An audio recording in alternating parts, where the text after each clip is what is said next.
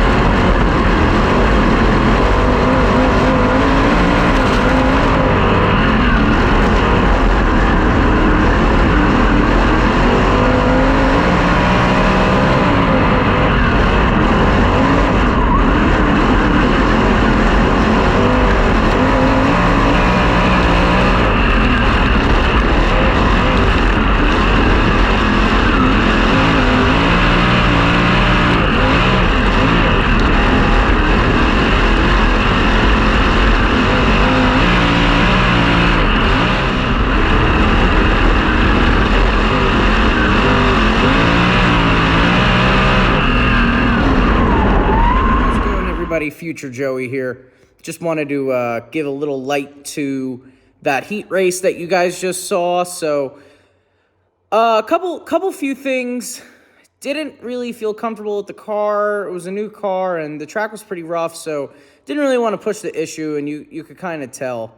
There was a bunch that I'm going to show at the end of this video also happening with me inside the car. I was really uncomfortable the whole night. Turns out we had a few things wrong that shouldn't have been wrong, and it was an oversight on our part. And luckily, Lawrenceburg was only a one-day show, and, you know, we had some shop time to figure out that deal.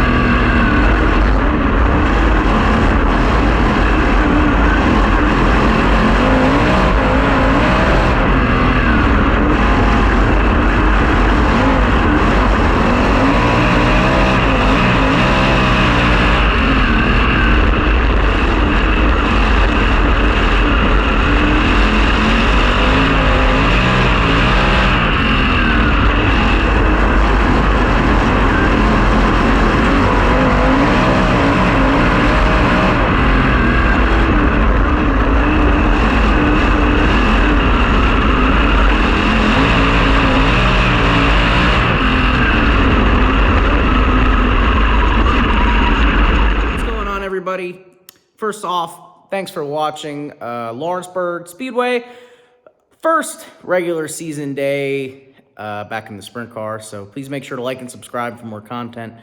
So here's a little end of the video post race thing. Just wanted to note, I didn't record anything at the track really during the night because we were in a really bad night, and I'm going to kind of give you a little insight to why. So here we go. Yesterday, I decided with the team, I was going to sit in every car and see what the deal is. So I got my suit, helmet, gear bag, all geared up, my shoes somewhere. It's not important.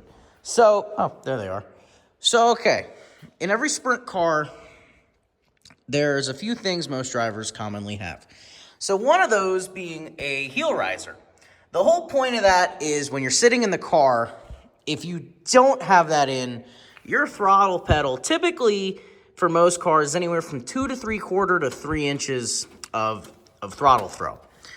Well, if you don't have anything sitting on your heel, your foot is going to be like this, so at such an angle that usually, you know, the joint in your foot's going to really tense up, and you're not going to be able to really race that way.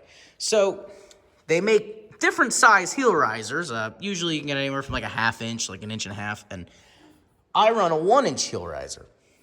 Well, it turns out when we put this car together, we somehow messed up and put a 3/4 inch heel riser in instead of a 1-inch.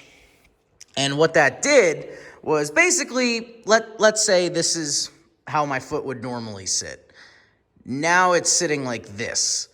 And I know that little movement doesn't make it doesn't look like a total difference, but it especially is when you're constantly, doing this the whole time, and not being able to get back to your 0 point as a driver is a really uncomfortable thing, because I would almost be half hung open, and yes, this is only a little bit, but that little bit can keep the car going and going. So what I did to compensate for that for the night was the bottom of my shoe, which you can't really see the marks anymore. I took about a 1/2 inch of duct tape, which I'll try to insert the picture that I have, to compensate for that. And it worked. So that was good for the evening. So what we're going to do is we're pulling that out. My guys are actually in Central PA right now picking up our 360 engine. So we'll be changing that. Another thing we just messed up on was the placement of the seat. So, and I didn't really notice it until we raced that I was slightly uncomfortable. So it turns out we got 2 sets of seat spacers made. Well, the one seat spacer was a 1/8 of an inch longer than the set in that car.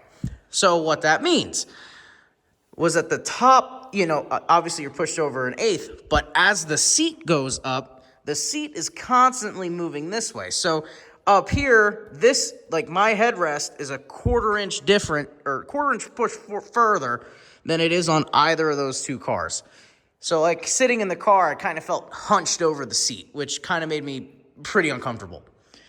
And then the third thing we discovered was, so this car is the only car we have the XXX steering bracket in, because we run the King one normally with 3 holes.